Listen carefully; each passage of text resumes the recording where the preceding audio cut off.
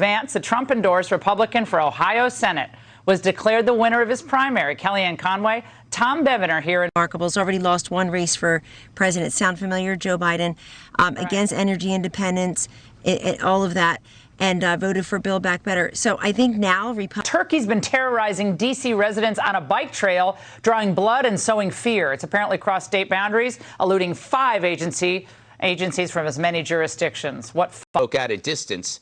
Masked photographers were still allowed in to make sure the elites didn't get all dressed up for nothing. And what a glorious spectacle of the world's richest and most beautiful people, gallivanting like Clydesdale horses in drag, starving themselves on cigarettes and Diet Coke. The breakfast of supermodels. Fun fact, that's how Mr. Ed's wife died. So let's run through the conformity. There's Katy Perry. She seems to have lost her kooky style and her mask. When they asked her who she was wearing, she said, hefty bag. There's Kendall Jenner. Take a look at this. She ditched her bra, her mask, but also her eyebrows. Talk about plucky. Huh.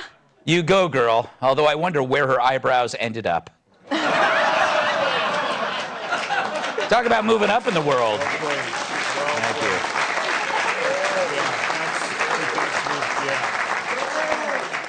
She looks permanently surprised, like she accidentally sat on a poor person.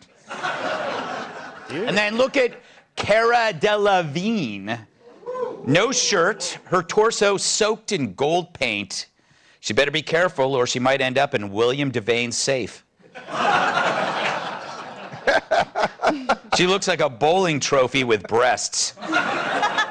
Of course, she had no mask either. How else would anyone recognize her? Then there's Hillary in a long, flowing gown. I gotta say, that's quite a train, and not the kind Bill likes. Wait. He's on fire. I'm referring to Amtrak. Thank you. Yes. Underrated. And without a mask, you can look at her smile, although it's probably gas. Of course, the poor plebe handling the bottom part of the skirt is masked. So maybe she did have gas. But can you imagine if Melania had a black dude handling her gown? The screams of racism would be louder than the dresses. But I often wonder what Bill doesn't see in her, besides a soul. So there you go. The perfect illustration of how elites expect the rest to behave. It probably wasn't the unwashed masses that coined the term unwashed masses. They enforce the rules for others, but not for them. With or without the masks, we can see who they really are deep down at events like this, strutting around like butter wouldn't melt in their lying mouths. Who knew a couple hundred years ago our ruling class would end up emulating the very a-holes we threw off our backs so we could be free in the first place?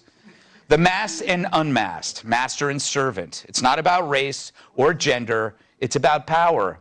The theme of the gala was gilded glamour, but it should have been the Victorian era, contrasting excess with servitude. And masks are definitely the new whitehead caps worn by old maids. And it appears to have gone to a lot of their explosion in violent murderous crime. This is what New York's mayor, Eric Adams, wears. It's like Liberace joined the Crips. Pretty good. That's on fire tonight. Yes, that's a fashion statement. A tuxedo jacket that screams end gun violence. I mean, he knows he's the mayor, right? That's his job. Rumor has it he bought it at a Bill de Blasio yard sale. Well, this will stop crime for sure. I'm sure gangs, thugs, and criminals were all tuning into the Met Gala because they have a deep interest in embroidery. But look, it's easier than to actually write and pass legislation that will help the average Joe. You'd think they'd want masks to hide the smug look on their faces. But if this works, imagine how we could solve other problems. Rather than wielding hoses, firemen could just wear jackets that say, "Don't play with matches." The worst mandates on kids. It's true, masks are no longer required at sporting events or at galas where the rich hang, but brats still must wear them at school. He dropped his vaccine mandate for athletes, so now you have a choice. play for the Knicks.